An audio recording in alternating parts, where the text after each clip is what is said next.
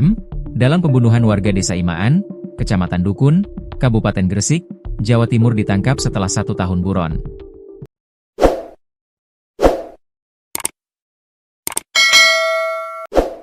AM ditangkap tim Macan Giri Satreskrim Polres Gresik saat bersembunyi di area perkebunan sawit Desa Tumbangkalang, Kecamatan Antangkalang, Kabupaten Kota Waringin Timur, Provinsi Kalimantan Tengah, Minggu, 29 Juni 2025.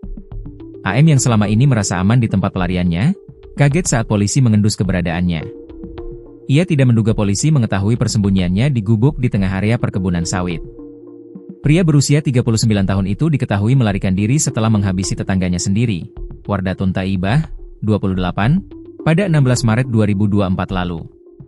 Korban tewas meninggalkan anak yang masih balita. Sementara uang ratusan juta digondol AM bersama komplotannya. Kemudian AM melarikan diri ke seberang lautan. Hingga hari terakhirnya menghirup udara bebas, petugas Polres Gresik mengamati gerak-gerik selama AM berpindah kota.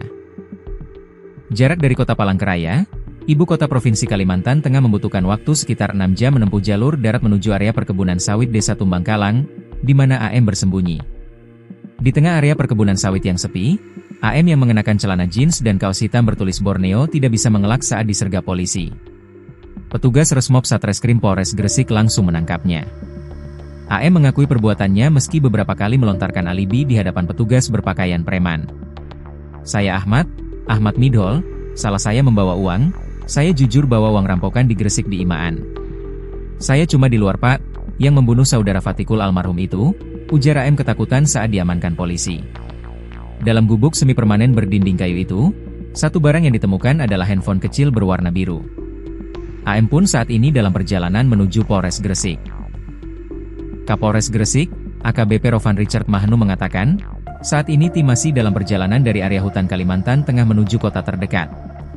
Masih dalam perjalanan, kata Kapolres. Diketahui, pembunuhan dan perampokan keji menggegerkan Desa Imaan pada 16 Maret 2024 lalu. Selain mencuri uang, Midhol menghabisi nyawa korban dan kabur.